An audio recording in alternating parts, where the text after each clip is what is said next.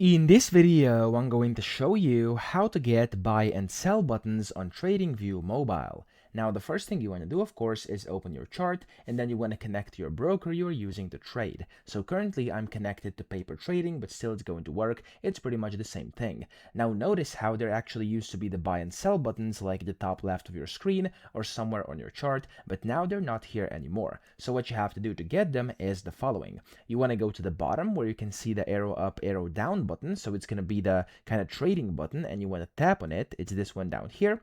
And as you can see, this is going to pop up the sell and buy buttons. However, this is not basically the buttons on a chart. So of course you could trade via that, but it's quite annoying. So you could go and tap in the top right where you can see the three dots in here. And when you do so, you want to open up trading settings down here, which is the first option available. Inside trading settings, you want to enable one tap trading under general up top, so the very first option, and press OK. Now when you do this, you can press the same button here at the bottom of your screen. So the arrow up, arrow down button, you want to tap on that, and there we go. Now you have your buy and sell buttons on your chart, and I can go and move them wherever I want, and I can just go and buy and sell very quickly with one tap. Okay, so that's how to do this. I hope this video helped you out. If it did, please subscribe to the channel and help me out as well.